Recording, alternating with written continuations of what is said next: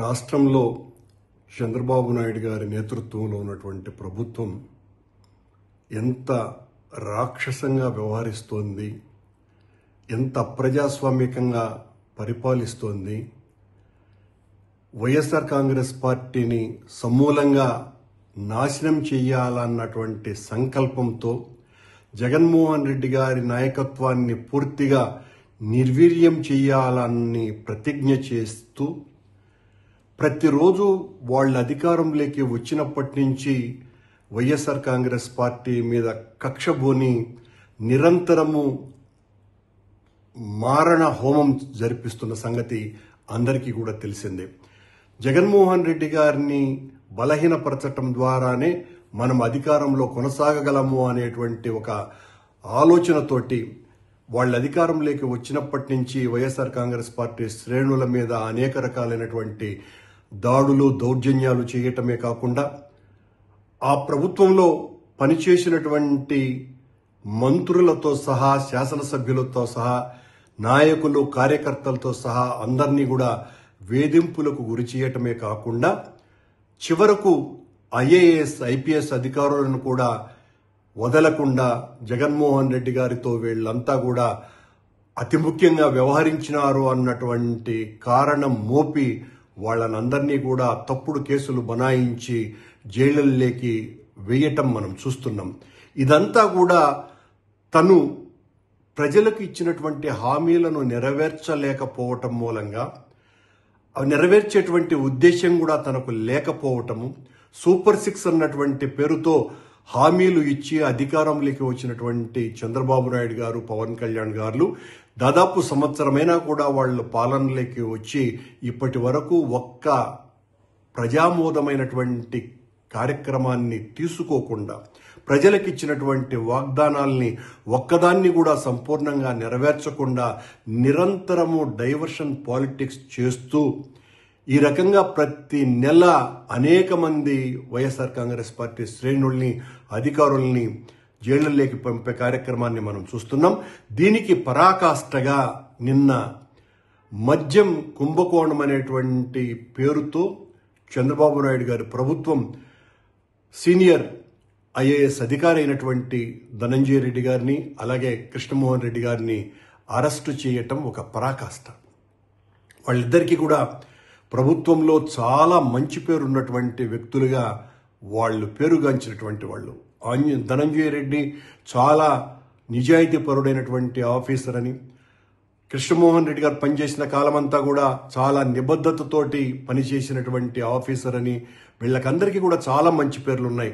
అలాగే ఐపీఎస్ ఆంజనేయులు గారు కావచ్చును, ఎవరైనా కావచ్చును, వీళ్ళకందరికీ కూడా వాళ్ళ విభాగాలలో అత్యంత మంచి పేరును సంపాదించుకొని వాళ్ళు ఉద్యోగం చేసినటువంటి వాళ్ళు.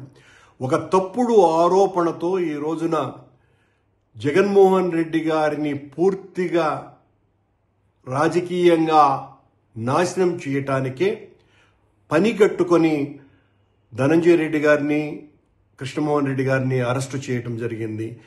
పాలన ప్రజలకు ఆమోదమైనటువంటి విషయాల మీద వాళ్ళు చేయకుండా ఈ రకంగా వైఎస్ఆర్ కాంగ్రెస్ పార్టీకి అంటగాగినారన్నటువంటి పేరుతో చివరకు ఐఏఎస్ ఆఫీసర్లు ఐపీఎస్ ఆఫీసర్లు వీళ్ళనందరినీ కూడా అరెస్టు చేయటం అన్నది ఈ రాష్ట్రానికి ఒక ప్రత్యేకమైనటువంటి కార్యక్రమంగా మారిపోయింది.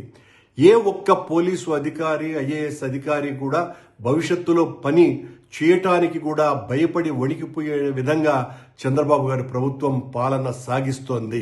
ఉద్దేశపూర్వకంగా తప్పుడు ఆరోపణలతో మద్యం కుంభకోణం అనేటువంటి ఒక పెద్ద విషయాన్ని వెలికి తీసినట్టుగా చంద్రబాబు నాయుడు గారు ఈ రకంగా జగన్మోహన్ రెడ్డి గారిని జైలుకు పంపించాలన్నటువంటి కుతూహలంతో ఈ రకంగా ఈ ఆఫీసర్లను అందరినీ కూడా అరెస్టు చేసేటువంటి కార్యక్రమాన్ని పూనుకోవటాన్ని తీవ్రంగా వ్యతిరేకిస్తున్నారు. ఇది వైఎస్ఆర్ కాంగ్రెస్ పార్టీ వ్యక్తులంగా మేము చేస్తున్నటువంటి విమర్శ కాదు. సామాన్య జనంలో ఏమున్నదో తెలుసుకోవాల్సినటువంటి అవసరం చంద్రబాబు నాయుడు ఉన్నది. మీరు ఈ రకంగా అన్యాయంగా తప్పుడు కేసులు బనాయించి అందరినీ జైలుల్లోకి నెట్టివేసి మీరు ఆనందంగా పరిపాలించాలని అనుకుంటే మాత్రం అది మీ భ్రమ తప్ప మరొకటి కాదు. ప్రజలు అన్నీ కూడా నిశితంగా గమనిస్తున్నారు. మీ తప్పుల్ని ఎంచుతున్నారు.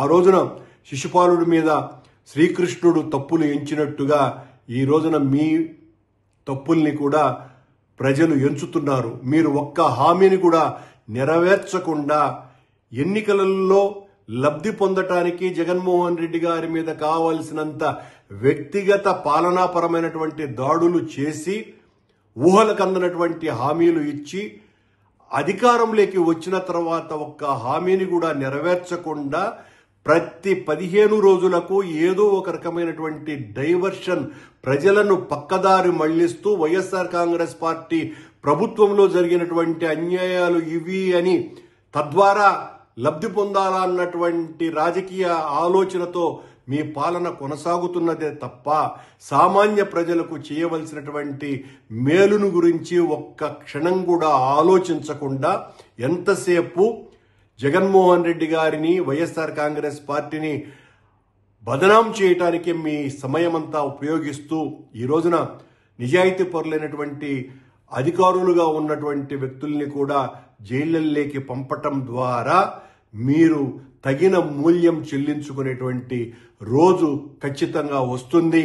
ఈ రాష్ట్రంలో ఈ రోజున అధికారులందరూ కూడా ఒక భయమైనటువంటి పరిస్థితుల్లోకి నెట్టబడేటట్టు చేస్తున్నారు. మీరు ఇప్పటికే చాలామంది ఐఏఎస్ ఐపీఎస్ ఆఫీసర్లలో ఈ రకంగా ప్రతీకారంగా వ్యవహరిస్తే రేపు మన భవిష్యత్తు ఏంటి, ఈ రకంగా ప్రజల్లో చులకనయ్యేటువంటి కార్యక్రమాలు ఈ ప్రభుత్వం చేస్తూ ఉంటే తద్వారా ఆ పార్టీ అధికారం కోల్పోవటమే కాకుండా మనం కూడా ప్రజల్లో